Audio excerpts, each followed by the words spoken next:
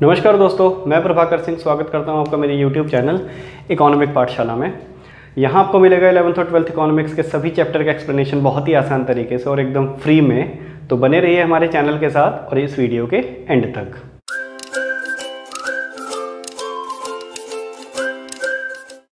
तो आज जो चैप्टर हम शुरू करने जा रहे हैं वो प्रोड्यूसर्स बिहेवियर का ही नेक्स्ट पार्ट है, कॉस्ट। इससे पहले हमने पढ़ा था प्रोडक्शन फंक्शन, फैक्टर्स क्या होते हैं उसके। अगर आपने वो वाला वीडियो अभी तक नहीं देखा है तो वो वाला वीडियो आप पहले देख लीजिए, मैंने अपलोड कर दिया है, लिंक उसका आपको डिस्क्रिप्शन बॉक्स में मिल जाएगा। क्योंकि उस चैप्टर को समझने के बाद ये वाला चैप्टर समझना थोड़ा सा आसान हो जाएगा। तो चलिए शुरू करते हैं। कॉस्ट, कॉस्ट क्या होती है? अब कुछ भी चीज़ का प्रोडक्शन करने के लिए, उसको बनाने के लिए हमें कुछ फैक्टर्स की ज़रूरत पड़ती है। जैसे ये मार्कर है, इस मार्कर को बनाने के लिए हमें प्लास्टिक की ज़रूरत है, कुछ मशीन्स की ज़रूरत है, लेबर्स की ज़रूरत होती है।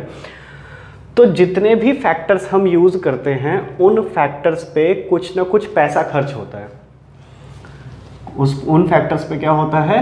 पैसा खर्च होता है, एक्सपेंस होता है, मनी। तो वो जो मनी एक्सपेंस हो रहा है उसको कहते हैं कॉस्ट, हिंदी में लागत। तो ये लागत ही हमको इस पूरे चैप्टर में समझना है कि किस किस प्रकार की लागत एक प्रोड्यूसर की आ सकती है। कब वो लागत बढ़ जाएगी, कब वो लागत कम हो जाएगी, कब वो लागत कांस्टेंट रहेगी, ज़ीरो हो जाएगी या माइनस हो जाएगी, ये हमें समझना है इस पूरे चैप्टर में, कॉस्ट में।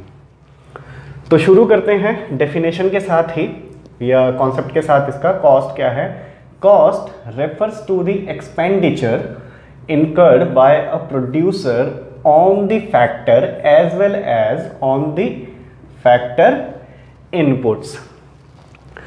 कॉस्ट क्या होता है? कॉस्ट रेफर करता है उस खर्च को, उस एक्सपेंडिचर को जो कि होता है जो कि प्रोड्यूसर करता है किस पर? फैक्टर्स पर, और फैक्टर्स के साथ साथ फैक्टर इनपुट्स पर।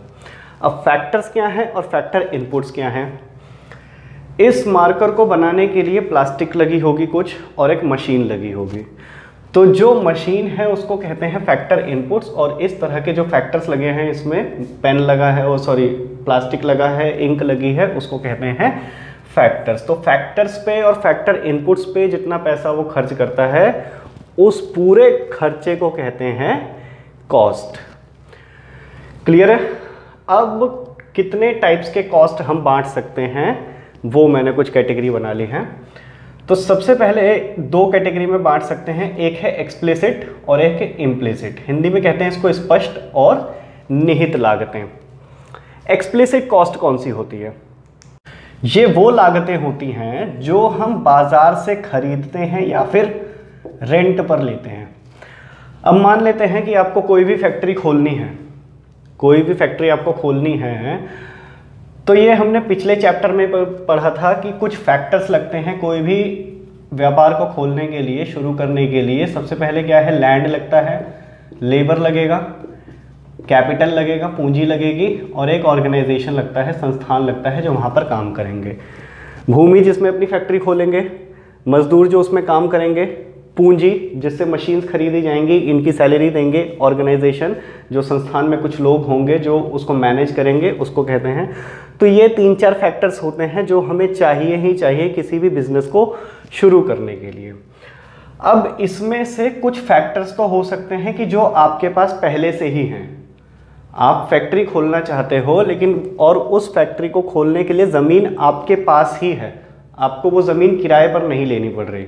कोई ट्यूशन सेंटर खोलना चाहते हो तो आप अपने घर में ही खोल लेते हो, पहला ऑप्शन तो ये होता है। दूसरा ऑप्शन होता है कि किसी और का आप रेंट पे ले लेते हो रूम कुछ। तो जो फैक्टर्स हम रेंट पे ले लेते हैं और उन पे जो पैसा खर्च होता है उसको कहते हैं एक्सप्लिसिट कॉस्ट। मशीन्स हो सकती हैं, लैंड हो सकता है, किसी का लैंड आपने रेंट पे ले लिया और उस लैंड का किराया जा रहा है 1000 रुपये, तो वो 1000 रुपये क्या है? आपकी एक्सप्लिसिट कॉस्ट है। इम्प्लिसिट कॉस्ट क्या होती है? इम्प्लिसिट कॉस्ट होती है कि जो हम बाजार से किराए पर ना लेकर अपने ही यूज़ कर लेते हैं। जैसे मैंने उदाहरण दिया कि लैंड है, फैक्ट्री खोलनी है, ज़मीन आपकी अपनी है, अपनी ज़मीन पर ही आपने बना लिया उसे, तो लैंड का किराया बच गया, ठीक है। लेकिन असलियत में अगर मापेंगे तो कुछ ना कुछ खर्चा तो होगा ही। यानी कि 1000 रुपये जो उसका खर्चा होता था वो उसने बचा लिया, लेकिन तो इसकी कॉस्ट कितनी हो गई इम्प्लिसिट कॉस्ट की 1000। तो वो वाला खर्च जो कि हम बाजार से किराए पर ना लेकर अपने ही यूज कर लेते हैं उसे कहते हैं इम्प्लिसिट कॉस्ट। लेबर है, हो सकता है कि आपने कुछ भी बिजनेस स्टार्ट किया, एक घर में ही कोई छोटी सी मशीन लगा ली डाई प्रिंटिंग वाली, और उस डाई प्रिंटिंग में आप अपने घर में ही खुद ही काम कर लेते हो या आप अपने भाई को भी इंक्लूड कर लिया आपने, तो लेबर का जो भी खर्च आपने बचाया वहाँ पर, या उस लेबर का जो भी खर्च निकल कर आता है, जितना ही पैसा आपने बचाया, उसे कहते हैं इम्प्लिसिट कॉस्ट।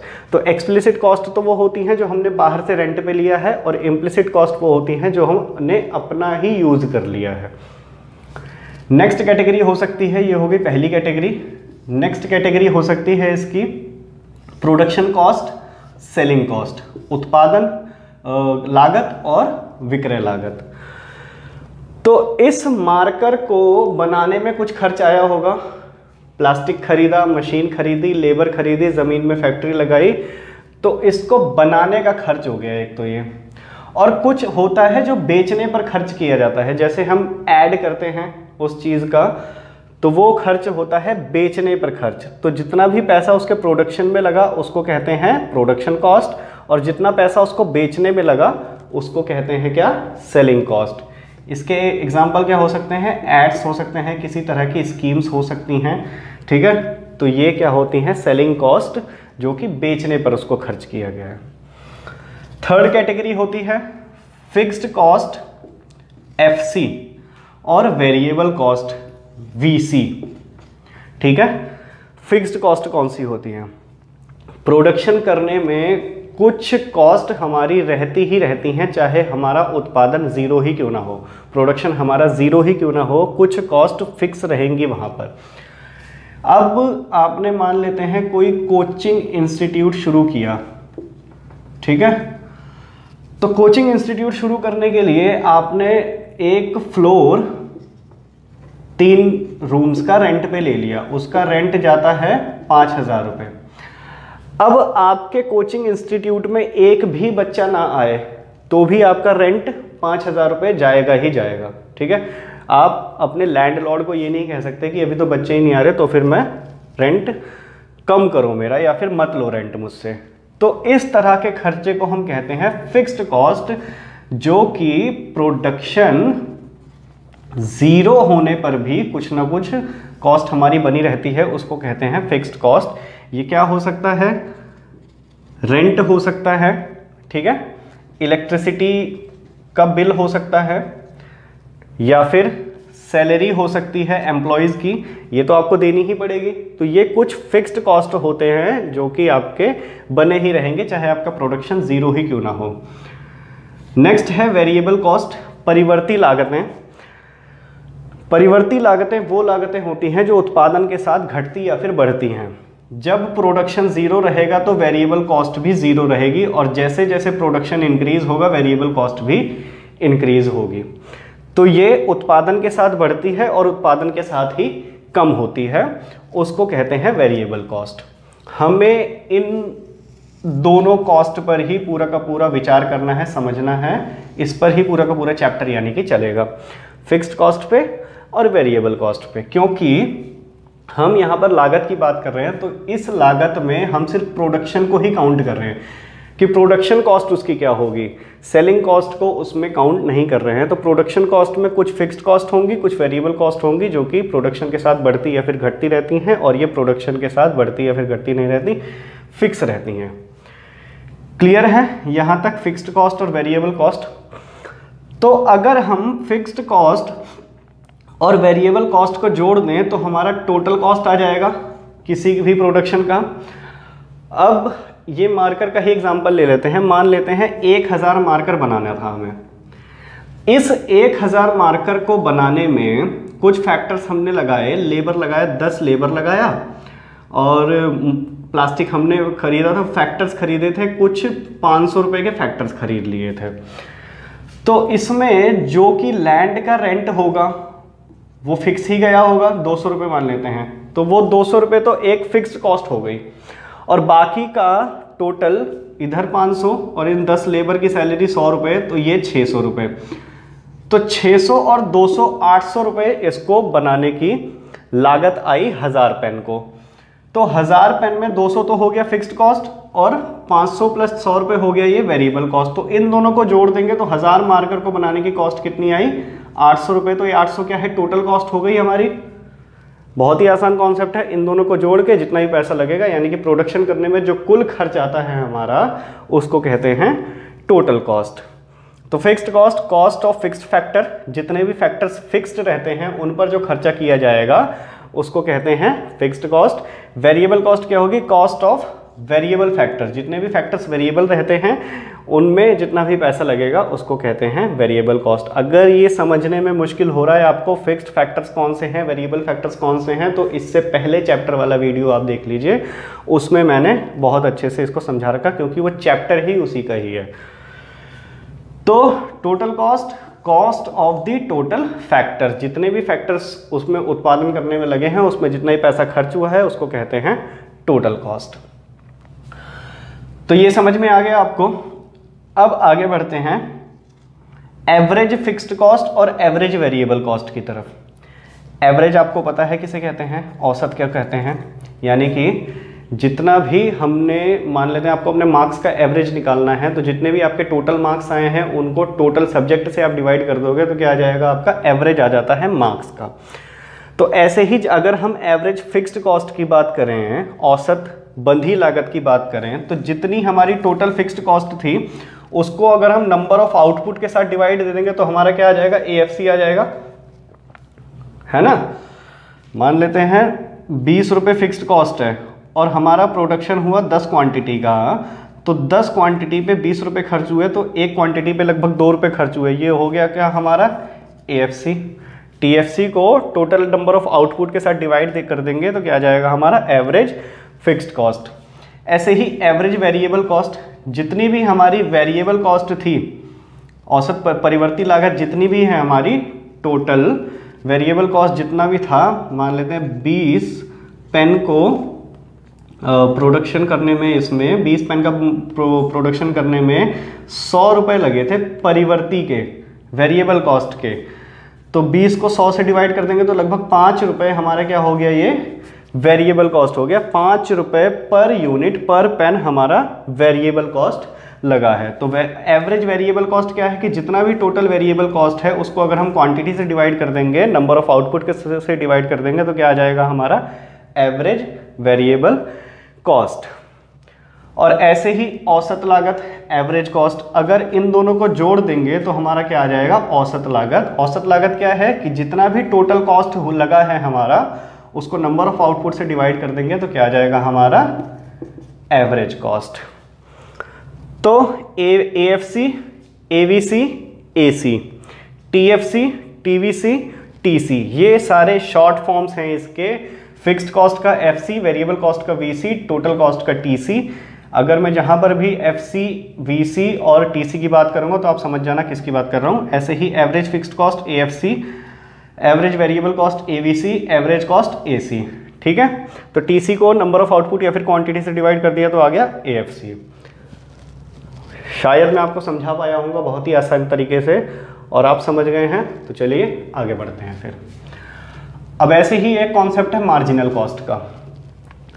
मार्जिनल का बहुत ही आसान कॉन्सेप्ट है। जिस भी चैप्टर में अब तक लगभग हम हर एक चैप्टर में मार्जिनल वर्ड सुनते ही आ रहे हैं, सीमांत शब्द सुनते ही आ रहे हैं। तो सीमांत का मतलब होता है कि एक एक्स्ट्रा यूनिट जैसे ही हम ऐड करेंगे तो नंबर्स में जितना भी चेंज आ जाता है उसको हम कहते हैं सीमांत। तो अगर हम लागत की बात करें, सीमांत लागत की, तो एक यूनिट जैसे ही हमने एक्स्ट्रा प्रोड्यूस की और उसका प्रोडक्शन करने में जितना भी कॉस्ट में चेंज आ गया उसको कहते हैं सीमांत लागत। यहाँ पर हमने एग्जांपल लिया था कि 20 पेन का प्रोडक्शन करने में 100 रुपये की कॉस्ट आ रही थी वेरिएबल। अब अगर हमने 21 पेन का प्रोडक्शन किया तो ये कॉस्ट बढ़कर 110 रुपये हो गई। तो 21वें पेन का कितना कॉस्ट हो गया?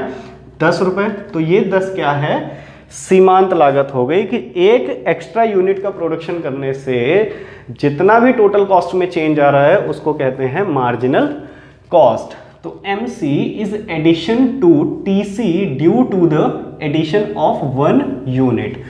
तो एक यूनिट का एडिशन करने से जितना भी चेंज TC में आ जाएगा उसको कहते हैं मार्जिनल कॉस्ट, सीमांत लागत। अब इसको एक टेबल की सहायता से समझ लेते हैं ये सारे के सारे हम कि कैसे निकलेगा ये। तो मान लेते हैं आउटपुट 0 था, 1 2 3 4 5 6 7 8, ये है नंबर्स किसके, प्रोडक्शन के, कि कितने यूनिट प्रोडक्शन हमने किया है। किसी का भी मान लो, मार्कर का ही मान लो कि इतने मार्कर का प्रोडक्शन हमने किया है। अब इस मार्कर को प्रोडक्शन करने में कुछ फिक्स्ड कॉस्ट लगेंगी। जमीन लगी है जिस पे फैक्ट्री चल रही है, उसका किराया हमें देना है, लोगों की सैलरी देनी है, जो भी फिक्स्ड एम्प्लॉयज हैं वहां पर उनकी सैलरी देनी है। तो वो कॉस्ट मान लेते हैं 10 रुपए है। तो एक मार्कर का प्रोडक्शन करेंगे तो भी ये 10 ही रहेगा, 2 मार्कर का प्रोडक्शन करेंगे तो भी ये 10 ही रहेगा।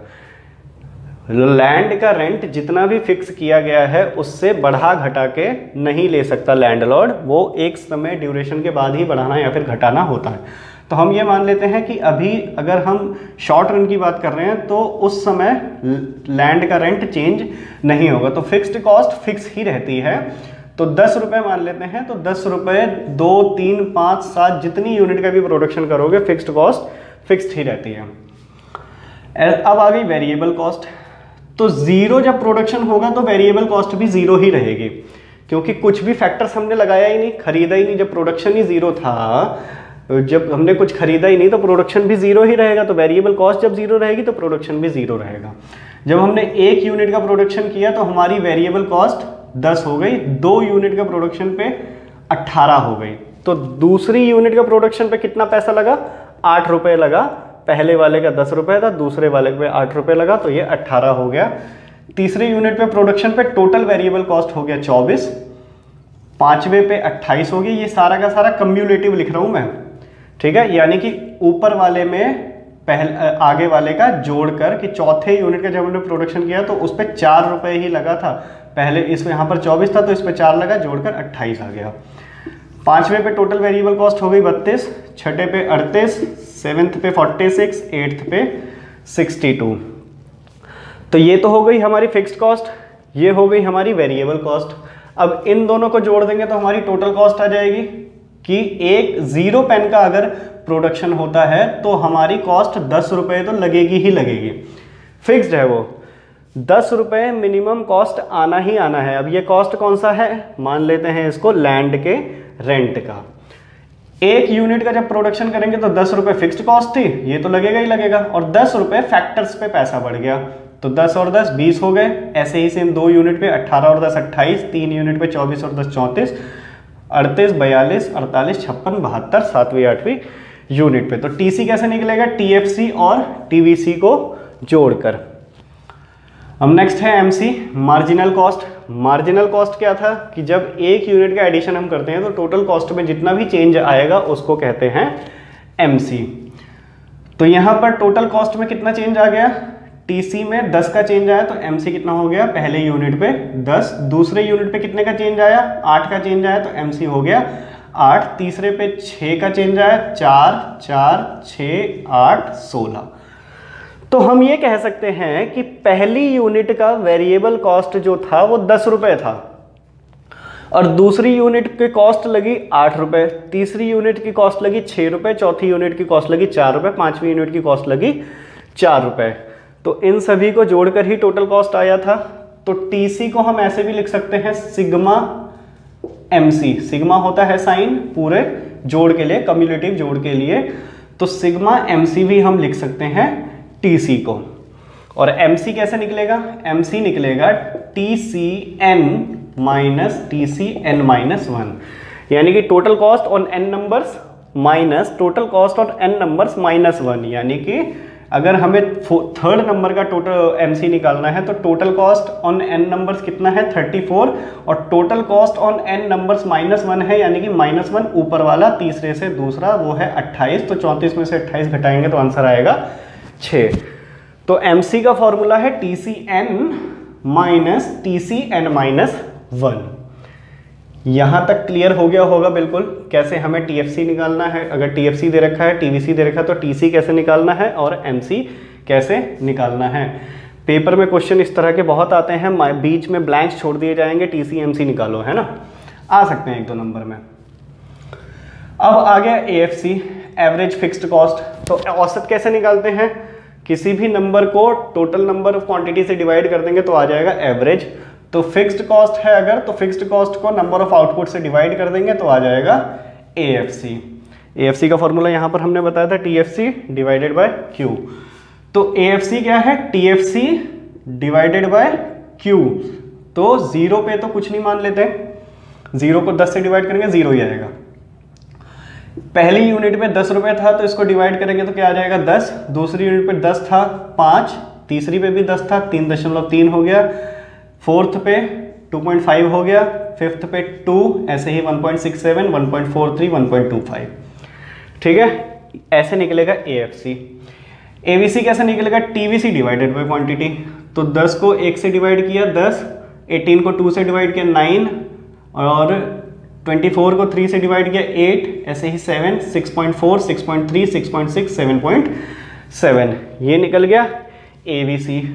अब AC के लिए 2 फॉर्मूला है, या तो TC डिवाइडेड बाय Q कर लो, TC को क्वांटिटी से डिवाइड कर लेंगे तो क्या आ जाएगा AC, या फिर इसका एक और फॉर्मूला है कि TFC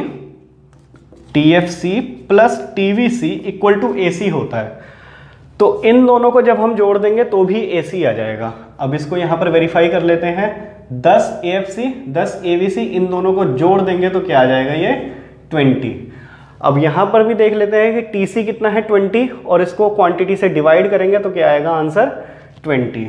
ऐसे ही 5 + 9 14, और 2 को 28 से डिवाइड करेंगे तो क्या आएगा आंसर 14।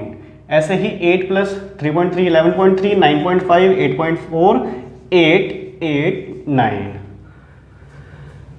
आई होप क्लियर होगा यहाँ तक, एक एक कॉन्सेप्ट मैं समझा पा रहा हूँ अच्छे से। कॉस्ट क्या होती है, कितनी कैटेगरीज में उसको बांटा गया है, फिक्स्ड कॉस्ट क्या है, वेरिएबल कॉस्ट क्या है, टोटल कॉस्ट क्या है, ऐसे ही एवरेज फिक्स्ड कॉस्ट क्या है, वेरिएबल कॉस्ट क्या है, और एवरेज कॉस्ट क्या है। ये इसका टेबल हो गया। अब हम इसका ग्राफ देखते हैं एक एक करके। TFC, TVC, TC, MC, AFC, AVC, AC, इन सभी का अब हम देखेंगे ग्राफ। तो सबसे पहले TFC का ग्राफ बनाते हैं। तो ग्राफ बनाने का बेसिक रूल आपको पता है, एक एक्स एक्सिस, वाई एक्सिस पे हमेशा कॉस्ट ली जाएगी और एक्स एक्सिस पे आउटपुट लिया जाएगा। तो आउटपुट कितना है 8 क्वांटिटी तक, मैंने यहाँ पर 0 से 8 लिख लिया। और TFC कितना है 10 फिक्स है, तो एक ही नंबर डाल दिया यहाँ पर 10। तो हर एक यूनिट पे कॉस्ट फिक्स है। तो TFC का ग्राफ कैसे जाता है, बिल्कुल सीधा x के समानांतर, parallel to x axis graph जाता है ऐसे TFC का।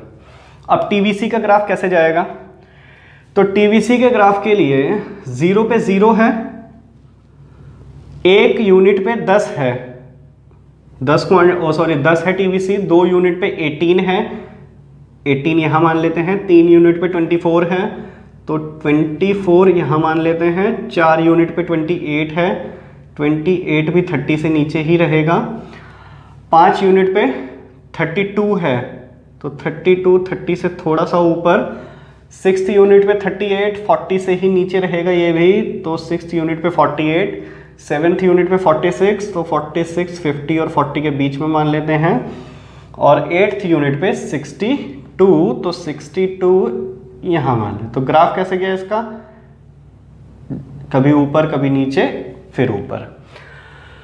ये हो गया वेरिएबल कॉस्ट का, किसका, TVC का ग्राफ हो गया। TFC लिख रखा मैंने यहाँ पर, TVC का ग्राफ हो गया। तो TVC का ग्राफ ऊपर नीचे फैक्टर्स के आधार पर कितना प्रोडक्शन हो रहा है, उन फैक्टर्स की कॉस्ट के आधार पर ऊपर नीचे होता रहता है। ठीक है, तो अब इन तीनों का ग्राफ बनाया है मैंने, किसका, TC का, TVC का, TFC का। तो TFC का ग्राफ तो बिल्कुल सीधा जाएगा, क्लियर है। और टीवीसी का ग्राफ जीरो से शुरू होता है क्योंकि जीरो प्रोडक्शन पे जीरो कॉस्ट रहती है, और जैसे जैसे प्रोडक्शन बढ़ता या फिर घटता है वैसे वैसे ग्राफ बढ़ता या फिर घटता रहता है। ये हो गया टीवीसी का ग्राफ, ये हो गया टीएफसी का ग्राफ। टीसी का ग्राफ क्योंकि इन दोनों का टोटल है इसीलिए यहां से शुरू होगा, वो जहां से बेसिक टीएफसी रहता है। अब जैसे टीएफसी 10 है तो वो हमेशा 10 से ही शुरू होगा और टीवीसी के पैरेलल चलता रहेगा, क्योंकि ये तो फिक्स्ड है और ये इन दोनों का जोड़ है, इसीलिए टीवीसी के पैरेलल चलता रहता है टीसी का ग्राफ। आप इसको नंबर्स में बना के देखोगे तो बिल्कुल ऐसा ही जाएगा। मैंने छोटा करने के लिए वीडियो को बस इसमें नंबर्स बनाने रहा हूँ, आप इसको बना के देख लेना, ऐसा ही जाएगा ये। तो टीएफसी का ग्राफ बिल्कुल सीधा जाता है, टीवीसी का ग्राफ जीरो से शुरू होकर और ऊपर कॉस्ट के आधार पर ही चलता रहता है, प्रोडक्शन के आधार पर। और टीसी क्योंकि टीएफसी और टीवीसी का जोड़ है इसीलिए इसके ऊपर से शुरू होगा और पैरेलल टीवीसी के चलता रहेगा। तो ये हो गया क्या, टीएफसी टीवीसी तक का ग्राफ। अब समझते हैं एमसी, एएफसी, एवीसी और एसी का ग्राफ। तो अब ग्राफ देखते हैं एमसी का, एएफसी का, एवीसी का और एसी का। ये कुछ ग्राफ हैं और उसके बाद हमें सिर्फ रिलेशन समझना है एसी और एमसी का और टीसी और एमसी का, फिर ये चैप्टर क्लोज। तो जल्दी से एएफसी का ग्राफ देख लेते हैं। एएफसी का ग्राफ कैसा बनेगा, ग्राफ बना के ही देख लेते हैं। एएफसी का ग्राफ पहले पे कितना है 10 कॉस्ट है, दूसरे पे 5 है, दूसरे पे 5, दूसरे पे 5 है, तीसरे पे थर्ड पे कितना है 3.3, तो थर्ड पे 3.3 इधर मान लेते हैं। फोर्थ पे कितना है 2.5, फोर्थ पे 2.5, सिक्स्थ पे कितना है 2, फिफ्थ पे 2, सॉरी फिफ्थ पे 2, सिक्स्थ पे 1.67 इधर मान लेते हैं, और 1.43, 1.25। तो ये ग्राफ कैसा आया इसका, ऐसे नीचे नीचे नीचे नीचे नीचे नीचे नीचे नीचे ऐसे आता रहेगा। इसको कहते हैं एएफसी का ग्राफ। ये कभी भी जीरो नहीं होता, क्योंकि जीरो क्यों नहीं होगा, क्योंकि आपका प्रोडक्शन जीरो भी क्यों नहीं है, कॉस्ट कुछ ना कुछ बनी रहती है, इसलिए एवरेज फिक्स्ड कॉस्ट भी कभी भी जीरो नहीं हो सकती। क्योंकि नंबर्स एक भी अगर आ गया तो उसको अगर आप 1 लाख से भी डिवाइड दे दोगे तो कुछ ना कुछ नंबर वो रहेगा, इसलिए कभी भी जीरो नहीं होता। नीचे नीचे नीचे नीचे आता रहेगा लेकिन कभी भी जीरो को टच नहीं करता। इसको कहते हैं रेक्टेंगुलर हाइपरबोला। तो अगर क्वेश्चन आता है कि रेक्टेंगुलर हाइपरबोला कौन सा ग्राफ होता है, तो एएफसी का कर्व रेक्टेंगल हाइपरबोला होता है। अब नेक्स्ट देख लेते हैं ऐसे ही एवीसी का। तो एवीसी का ग्राफ कैसे बनेगा, एवीसी 1 क्वांटिटी पे है 10, 1 क्वांटिटी पे 10 है, 2 क्वांटिटी पे 9 है, 2 क्वांटिटी 9, 3 क्वांटिटी 8, 1 2 3 4 5 6 7 8। मुझे ये बताने की जरूरत नहीं है फिर से कि हम एक्स एक्सिस पे आउटपुट ले रहे हैं और वाई एक्सिस पे कॉस्ट ले रहे हैं, ठीक है। तो थर्ड यूनिट पे कितना हो गया, थर्ड यूनिट पे 8 था, फोर्थ यूनिट पे 7 हो गया, 7 और 6.4, 6.4 के बाद 6.3, 6.3 और 6.6, 6.6, 7.7। तो ये हमेशा ऐसा यू बनाता है, सॉरी, पहले नीचे आएगा और फिर ऊपर जाना शुरू हो जाता है। ऐसा क्यों होता है अभी थोड़ी देर में बताएंगे। इसका मतलब है कि शुरुआत में कॉस्ट हमेशा कम होती है और उसके बाद फिर धीरे धीरे बढ़ने लगती है। जैसे जैसे प्रोडक्शन बढ़ता रहेगा कॉस्ट हमारी बढ़ने लगती है। ऐसा क्यों होता है अभी थोड़ी देर में समझेंगे। तो ये हो गया। अब क्योंकि ये इन दोनों का जोड़ है, एवीसी और एएफसी का जोड़ है एसी, ये एसी का ग्राफ है, तो ये कैसे जाएगा, ये हमेशा ऐसे ऊपर जाता है। इसके हमेशा इन दोनों का जोड़ है तो इन दोनों के जोड़ के साथ में पहले ये भी नीचे आएगा और फिर ऊपर की तरफ जाता है। तो अगर हम इन तीनों का ग्राफ एक ही उस पर देखें, किसका, एएफसी का, एवीसी का और एसी का, तो एएफसी का ग्राफ ऐसे नीचे आया, रेक्टेंगुलर हाइपरबोला नीचे की तरफ आया और कभी भी जीरो नहीं होता, फिर ऐसे ऐसे बस यहीं खेलता रहता है। एवीसी का ग्राफ पहले नीचे जाता है और फिर ऊपर की तरफ जाता है, और एसी का ग्राफ क्योंकि इन दोनों का जोड़ है इसीलिए इन दोनों के ऊपर पहले नीचे आएगा और फिर ऊपर जाएगा। अगर ग्राफ पहले शुरुआत में नीचे आ रहा है तो इसका मतलब ये है कि कॉस्ट शुरुआत में कम हो रही है और फिर उसके बाद बढ़ रही है, ठीक है। तो ये है ग्राफ प्रेजेंटेशन इन सभी का। अब MC का ग्राफ देख लेते हैं जल्दी से। तो MC के लिए भी एक्स एक्सिस पे आउटपुट ले लिया है और वाई एक्सिस पे कॉस्ट यानी कि मार्जिनल कॉस्ट। तो मार्जिनल कॉस्ट 16 तक जा रही है, इसीलिए मैंने इसको 2-2 के गैप में 16 तक ले लिया और क्वांटिटी 8 तक। तो जल्दी से मैप कर लेते हैं। एक पे कितना है, एक पे 10 है, दूसरे पे कितना है, दूसरे पे 8 है, कम हो गया। तीसरे पे कितना है, तीसरे पे 6 है, 6। चौथे पे, दूसरे पे सॉरी मैंने गलत कर दिया, एक पे 10 है, थोड़ा इधर करना है घुमा के, 8। फिर तीसरे पे 6 है, चौथे पे 4 है, फिर 4 है और फिर 6 है, फिर 8 है, सातवें पे 8 है और आठवें पे 16 है सीधा। तो ऐसे नीचे आया और फिर तेजी से ऊपर चला गया। ये है MC का ग्राफ, पूरा V बनाता है कि पहले नीचे आएगा और फिर ऊपर जाएगा। अब अगर इसका नंबर भी प्रेजेंटेशन देखोगे आप, तो हर एक एक्स्ट्रा यूनिट जब भी प्रोड्यूस हो रही है तो कॉस्ट शुरुआत में कम हो रही है और उसके बाद यहाँ से कॉस्ट बढ़नी शुरू हो गई। अगर आपको याद हो, पिछले वाले चैप्टर में हमने ये पढ़ा था फैक्टर्स रिटर्न। तो शुरुआत में जितने भी फैक्टर्स हम लगाते हैं, चाहे वो फिक्स्ड फैक्टर्स हो या वेरिएबल फैक्टर्स हो, उनमें कॉस्ट हमेशा कम आती है। इसीलिए initially TVC increases eight diminishing rate. ठीक है, तो TVC जो बढ़ता है, उल्टा लिख दिया मैंने शायद इसको, इंक्रीजिंग रेट है ये।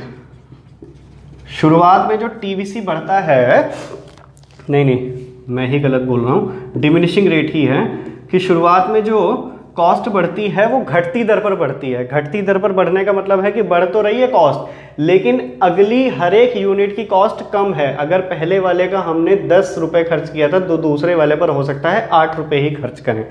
ऐसा क्यों होता है? इंक्रीजिंग फैक्टर्स रिटर्न की वजह से, कि शुरुआत में जो भी हम फैक्टर्स लगाते हैं वो नए के नए हैं, मशीन्स हैं, मशीन्स नई लगेंगी तो अच्छे से काम करेंगी, वो इतनी ज़्यादा सर्विसिंग नहीं मांगती।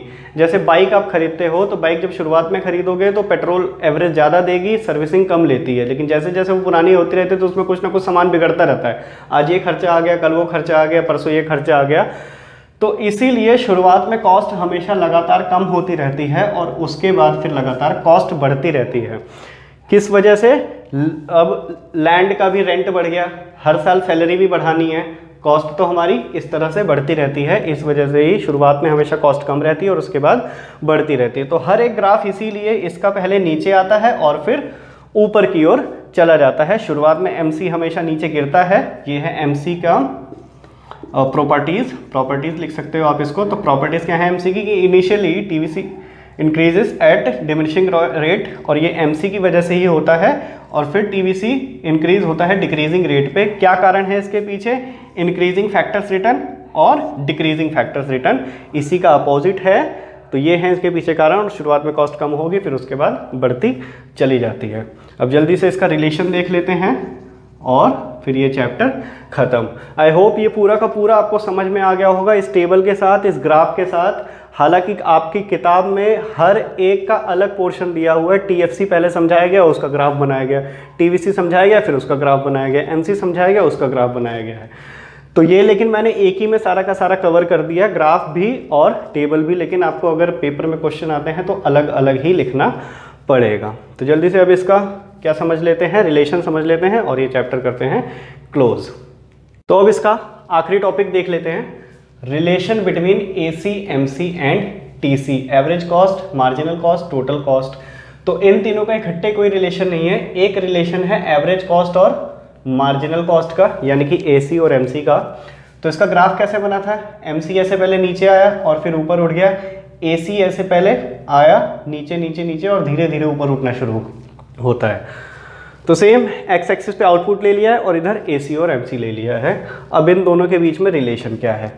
तो रिलेशन लिखना है हमें 3 पॉइंट में। क्या है वो 3 point? When AC falls MC is lower than AC। जब AC नीचे गिर रहा होता है तो वो MC हमेशा AC से नीचे रहता है।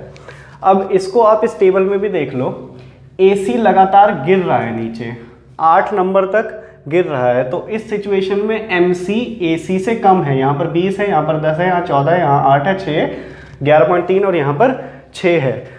तो जब AC गिर रहा होगा, नीचे आ रहे होंगे उसके नंबर, तो MC हमेशा AC से कम रहता है। नेक्स्ट है when AC rises MC is greater than AC। जब AC बढ़ना शुरू होता है, एवरेज कॉस्ट जब बढ़ना शुरू होती है तो MC ऊपर चला जाता है AC से। अब यहाँ पर देखो 7th और 8th क्वांटिटी पे एवरेज कॉस्ट बढ़ गई, 8 से 9 हो गई, तो यहाँ MC कितना है, 8 से 16 है, यानी कि MC भी सीधा बढ़ रहा है, ऊपर चला जाता है। तो when AC rises MC is greater than AC, MC ऊपर चला जाता है। और एक सिचुएशन आती है when AC doesn't change, AC equal to MC हो जाता है। 7th क्वांटिटी पे देखो AC चेंज नहीं हुआ, बिल्कुल 8 का 8 ही रहा, तो 7th क्वांटिटी पे MC के बराबर हो गया, MC भी 8 है और AC भी 8 है। ये वाला पॉइंट है जहां पर वो आपस में इंटरसेक्ट करते हैं। इस सिचुएशन पे AC और MC बराबर है। तो एक सिचुएशन हो गई जब MC नीचे है, एक सिचुएशन हो गई जब MC ऊपर है, और वो कब होगी, जब AC गिर रहा होगा और जब यहाँ पर AC बढ़ना शुरू हो जाता है। तो ये 3 रिलेशन है AC और MC के। अगर क्वेश्चन में पेपर में क्वेश्चन आता है कि AC और MC का रिलेशन लिखो, तो ये ग्राफ बनाकर और इस तरह से हमको लिखना है प्रेजेंटेशन। चाहो तो आप टेबल भी बना सकते हो, टेबल से और ज़्यादा प्रेजेंटेशन अच्छा हो जाएगा। नेक्स्ट है TC MC में रिलेशन, टोटल कॉस्ट और मार्जिनल कॉस्ट में। इसमें क्या रिलेशन है कि when MC decreases TC increases eight decreasing rate.